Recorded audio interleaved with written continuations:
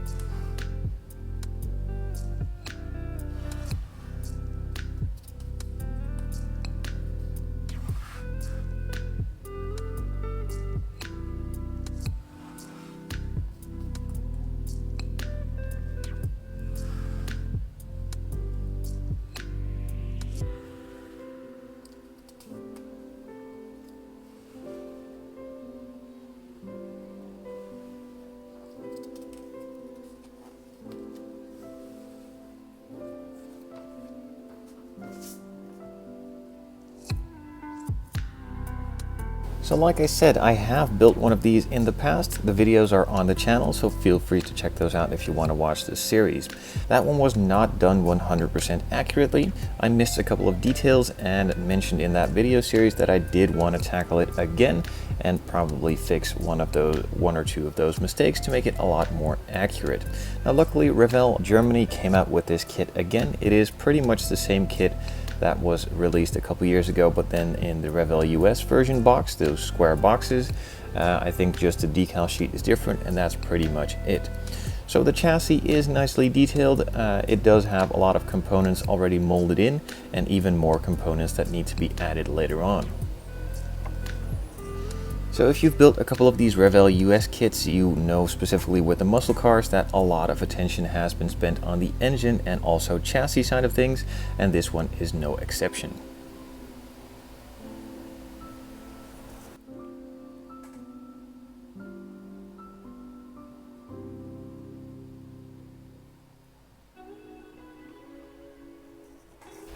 And there's even more parts for the chassis. On this one it has a lot of detail for some of the suspension on the rear, even some parts for the engine bay like the firewall, the radiator fan housing, and I think this is the air conditioning unit, some of the horns, and some steering linkages as well.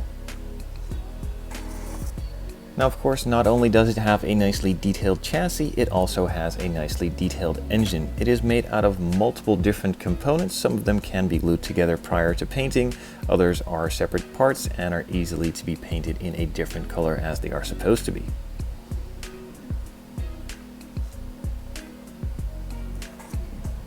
So a couple pieces of the interior and exterior, including some of the chassis pieces, are molded together on a couple sprues here. This one has some detail for the hood, of course, with the cutout for the new blower, some parts for the rear of the body, even the exhausts, and some other strengthening pieces for all round on the interior and also in the engine bay. The main interior tub for this one is a stripped piece, probably because this is one of the Revell kits that has been used several times. There are multiple different versions of the Charger, a couple 2-in-1 kits, some racing kits, even some street versions, and they just share a couple components. And this one being the racing version, you can easily just convert it with a rear bench seat to make it into the street version, but it's good to see that this part is already nicely stripped down to the bare bones. Now, to dress that up, you of course have the interior components, the door panels, the center console, and the dashboard. I'm pretty sure that all of these are incorrect for the actual movie car. The door panels on the movie car were pretty bare bones stripped aluminum panels, I'm sure. Or I think at least. Same goes for the transmission tunnel, and in this case the center console, and the dashboard here is nicely detailed for the normal street version, but again I think that is pretty plain in the middle for the movie car with just an aluminum panel and a couple gauges.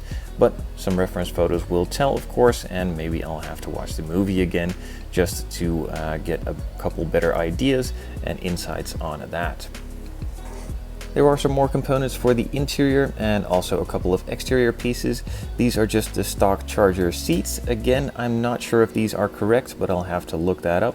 I think they are not correct to the movie car, but nonetheless they are really nice seats and super nicely detailed if you're going to build a different or custom version of this one. Some Clearparts are also included with the rear window, the front window, some lights for on the front, in the bumper, and even the small side windows too. The taillights are also clear and they are molded in clear red, so you don't have to paint them, which is really nice. And they also have a lot of detail molded into them already, which makes them look even more convincing. With this being a classic 60s muscle car, some chrome has to be in the kit too, and they didn't disappoint. They have a lot of details for the exterior with the main big grille here, the gas filler, and even the mirrors. Window wipers are separate pieces, and the door handles too. And there are also a couple components for the engine bay, like the alternator, I think, and some other components all around for the in and exterior. And on this second sprue there are a couple pieces for the exterior with the bumpers, the new wheels to replicate the ones from the movie car, and a lot of pieces for the blower and even a fan. With this car being set up as a drag racing car, the tires for the front are basically the stock ones from the car and not as wide, and the rear ones are some nice drag radials, nice slick pieces. A bit of sanding is needed to rough this surface up, but the sidewall is nice and thick and it replicates the movie tires pretty well, I think. There is also a small bag of pins included. I'm pretty sure these are to mount the wheels. You just glue them into the wheels, add some plastic components on top of them, and this pretty much makes them turnable. So even though this is a Fast and Furious car, that doesn't mean it has to be full of weird stickers. That looked really cool back in the day, but it does have a couple decals nonetheless.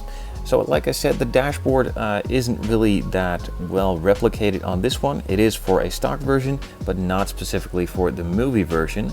Now luckily they noted that too, and they added some of the gauges in here on a small decal panel. so you could just sand down the original part and replace it, or just change it a little more, but at least you know that the parts to change it are already in the kit. Some of the other components like seat belts, even a couple logos for the NOS, the radio, and various logos all around are included too, which is a really nice detail. And as always with these Revell kits, the decals are fantastic. So on this one, the body is molded in white, just like a lot of the other components, which is a really good thing, as that is the easiest color of plastic to paint. Now, even though this is going to be a black car, it is still nice to know that the body is molded in white. So if you don't want to build a specific movie car, but build your own version, you can easily just paint it any color you like. Now, like I said, this kit has been built in various different iterations over the years, and available in different kits, multiple kits in one, 2-in-1 kits, and also again this same kit was available from Revell US a couple years ago. Nothing has really changed. It is still a really nice crisp body. It does have a couple mold lines here and there, and some of the panel lines might need a little bit of adjustment, and some also need to be removed in order to replicate the movie version, but all the way it is a nice kit.